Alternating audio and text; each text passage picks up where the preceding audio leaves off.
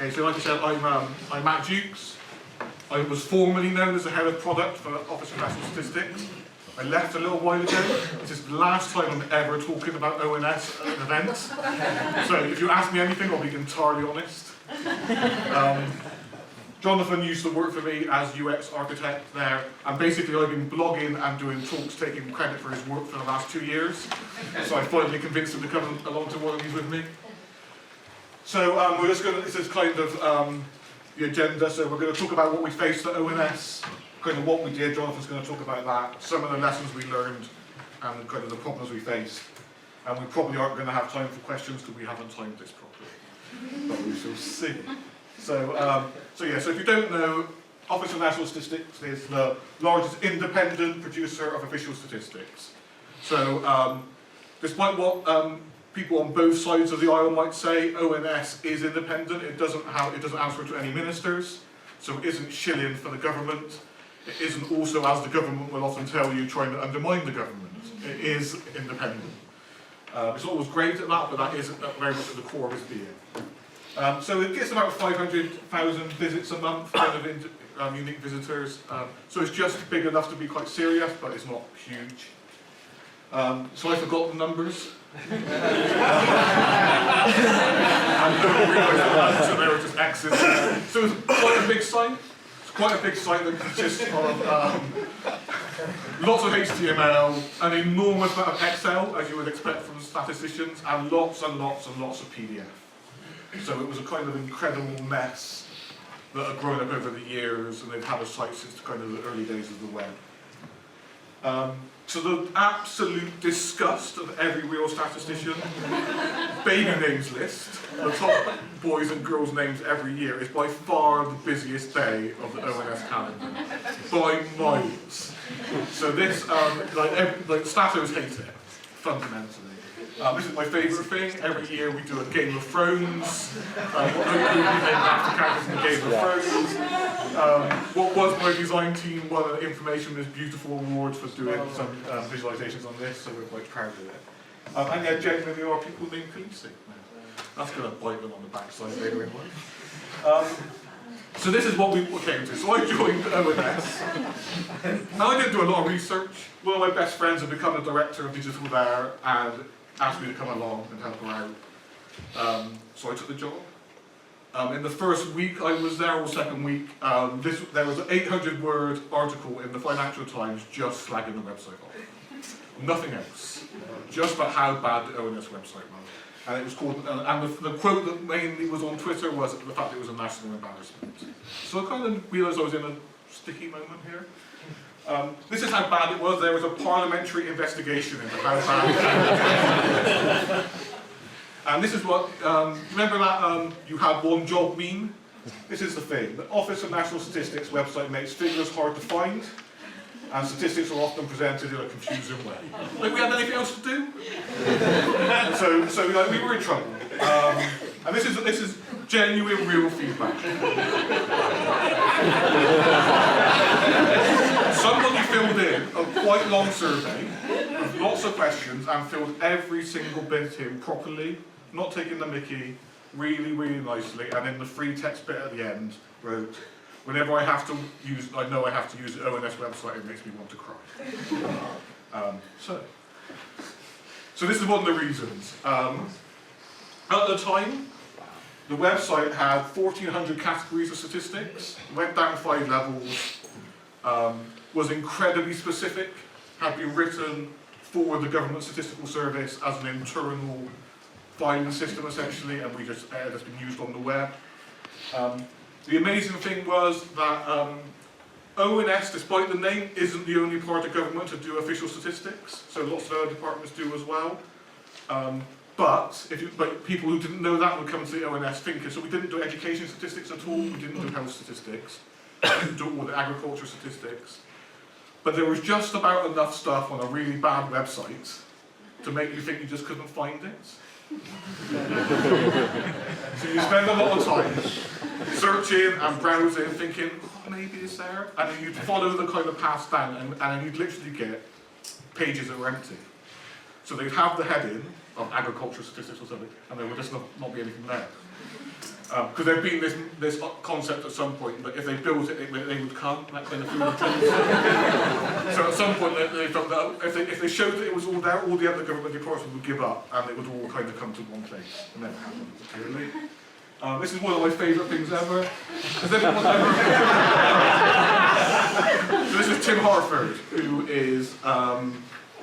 he does more or less the stats radio show on Radio 4. He's a columnist for the FT again, and has written 2 best-selling books on undercover economists.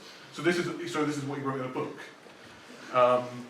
Someone else, a guy called Simon Rogers, who used to be head of data visualization for The Guardian and now runs data journalism for Twitter, wrote a book called Facts Are Sacred, and he summed it up quite nicely. He said the ONS website is the world's worst website.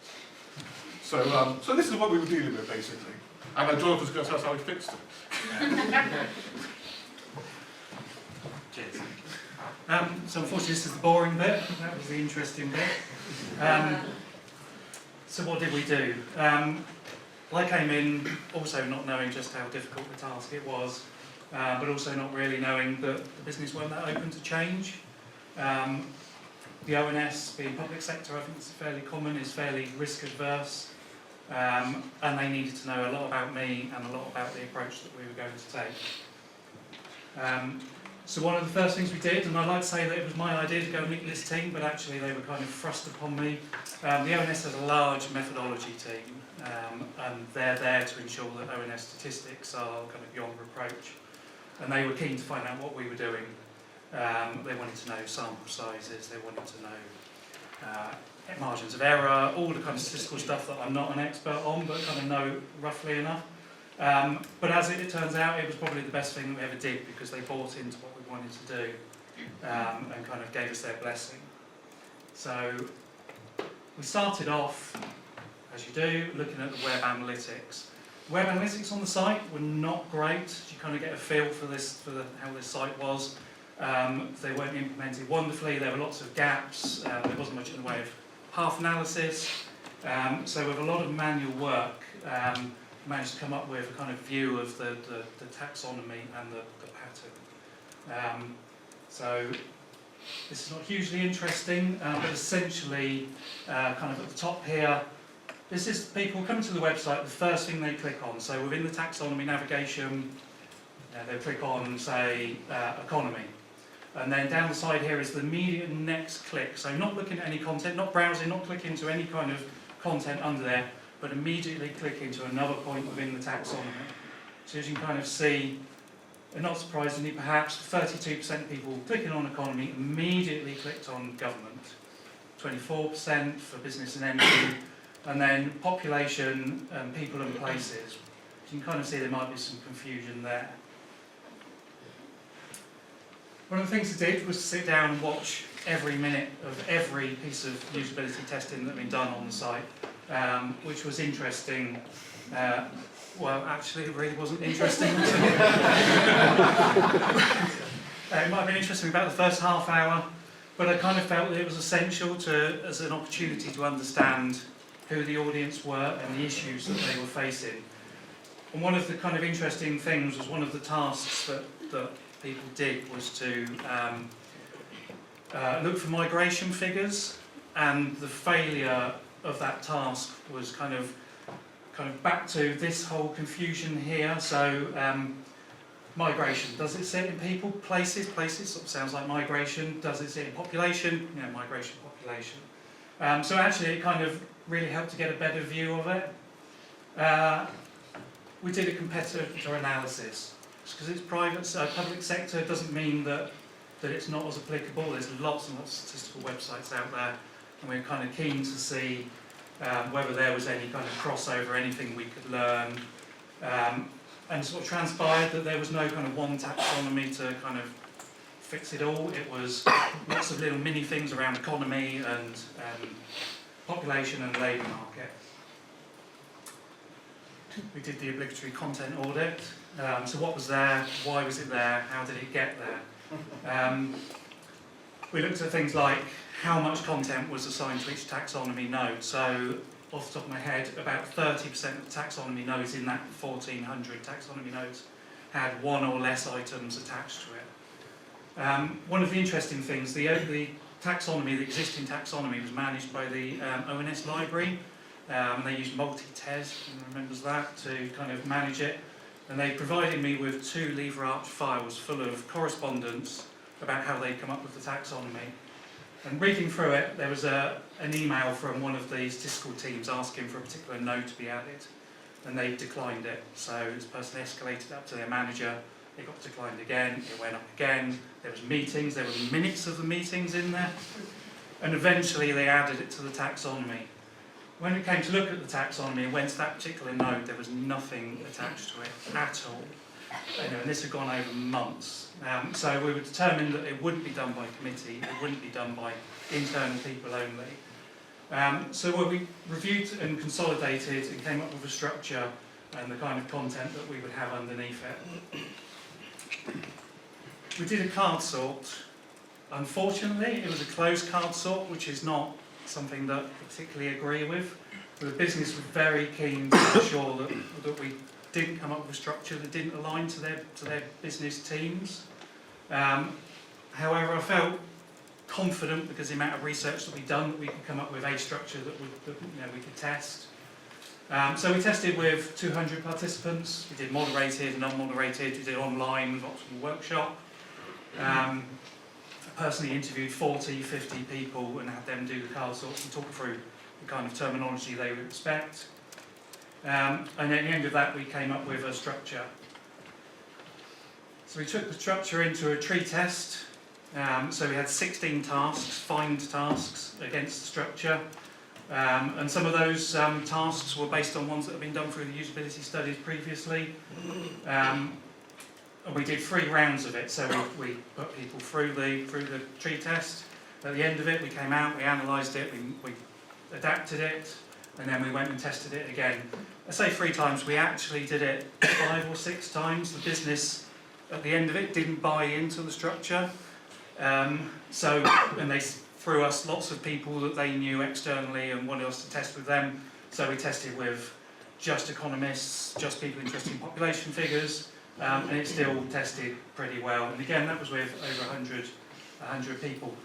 One of the big things we did, and I'm so glad we did it, was we did the exact same tasks with the existing taxonomy.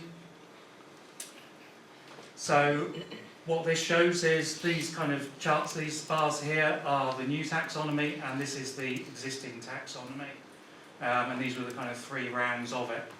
So as you can kind of see from here, the existing taxonomy didn't do badly, 68%, that's pretty good.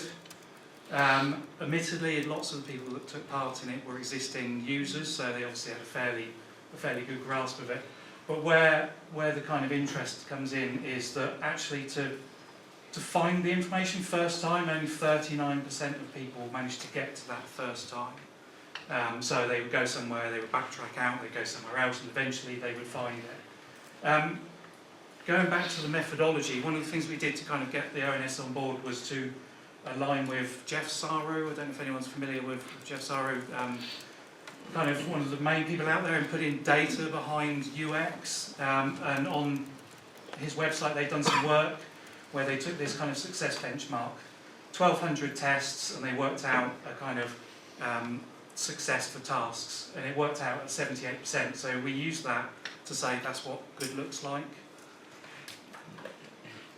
Just to kind of reiterate here, overall 16 tasks took people an average of 4 minutes, 28 on the new, and over 8 minutes on the old. And that, we did this internally and externally, and it was exactly the same. So you think sort of internal users, this is their taxonomy, they should do it quicker, but actually it made no difference. This is new taxonomy, so we went from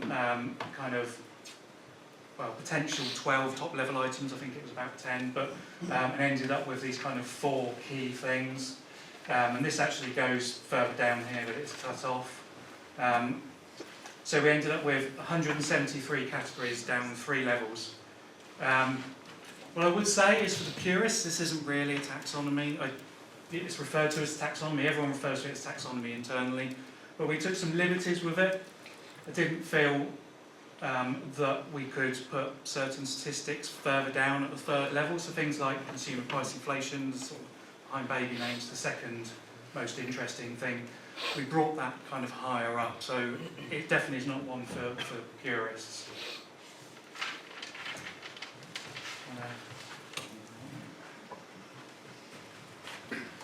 So this quote isn't real, like everyone uses it, but Tyson doesn't appear to have ever said it, but I do like it. So, and so there's basically this thing. So it doesn't. So we did all this research. So Jonathan basically spent months constantly talking to users, doing all this research, doing it all methodologically sound and everything, and it didn't make any difference really. So basically, we spent. So to use what we were talking about earlier about the stakeholders, I usually like to use the Buffy the Vampire image instead of the piece of steak, because it just makes me feel better about them. So that's basically what it became. So real life gets in the way.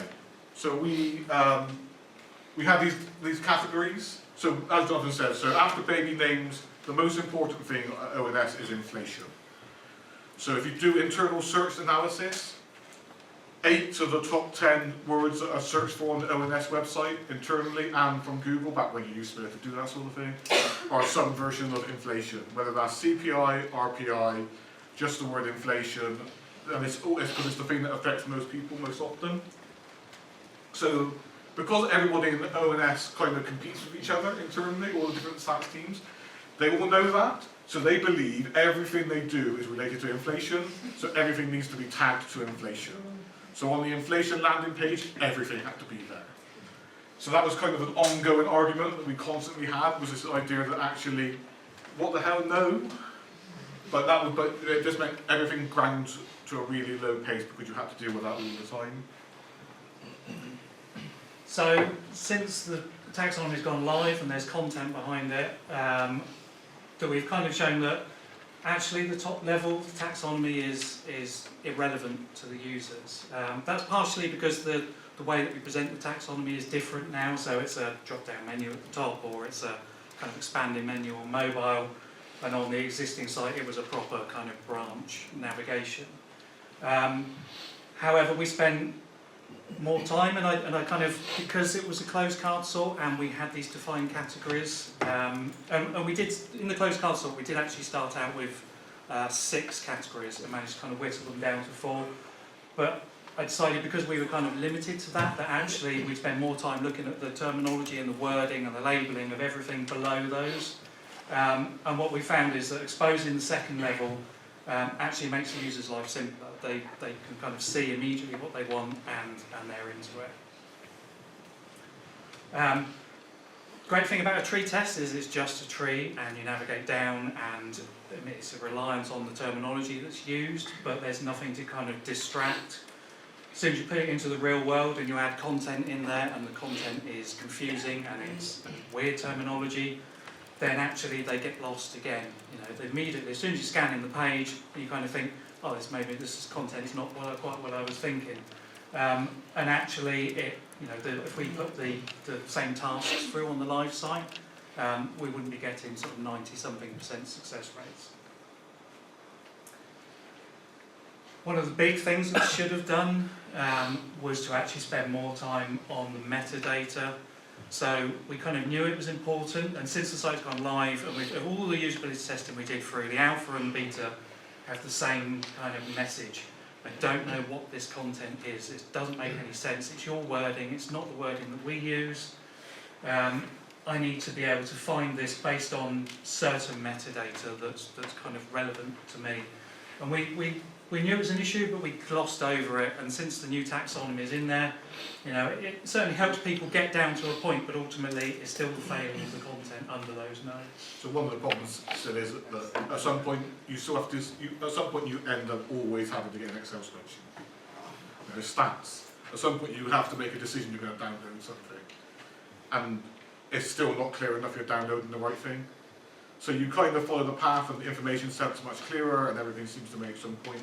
But at some point you get to make that decision, and you only really know when you've downloaded it, you've opened it, and then you've sworn. Because it's not what you expected to see. And And until there's much more radical changes to the back end, that's never going to be easy. But we glossed over it, we bottled it. To be perfectly honest, we were fighting on so many fronts, we couldn't fight this one as well. And this is part of the reason. So we had incredibly high level support for this whole project. So, like I said, ONS doesn't report to a minister, but it has what's called a national statistician. They're the most senior statistician. They report directly to Parliament. He came to our show and tells, he supported us, he kind of backed us quite publicly. He removed all the local boards, so we only reported to him and his team. So we had this incredible high level support, which was amazing in the early days, but the reality is there's high level there and us here, and we kind of forgot about all the people in between. And bit by bit they wormed their way back into the process. So we started having so it's that whole stakeholder thing again. We're having to have these conversations at the detail level and about the very specifics. So it was really slow going. So we were kind of ready. We fought with the content for months before we were able to go live, because you were just arguing over every little detail. Yeah, and this is the end now. So if I had my time again, and I'm never effing doing this again.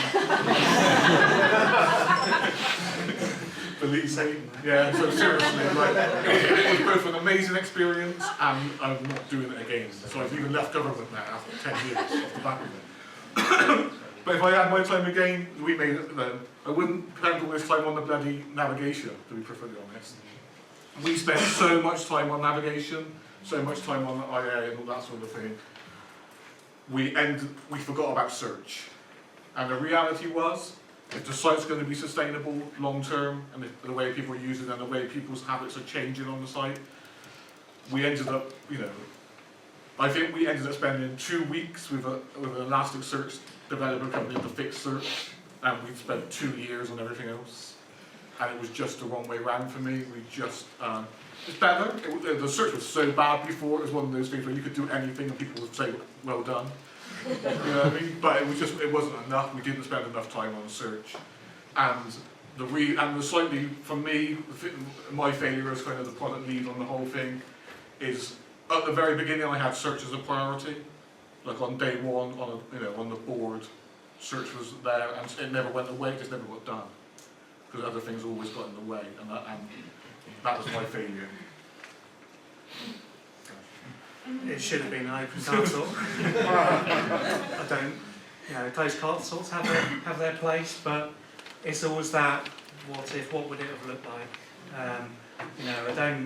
If it's truly user-centric, then you can't be kind of handicapped by the business's structure, which is what it was. I mean, I think, since the site's gone live, more people browse, more people have said in studies, that they're happy to browse and they understand it, but ultimately it's that kind of what would it have actually looked like, and I bet it would probably be completely different. And that was how, for better or worse. I mean, there's loads of hindsight and all that.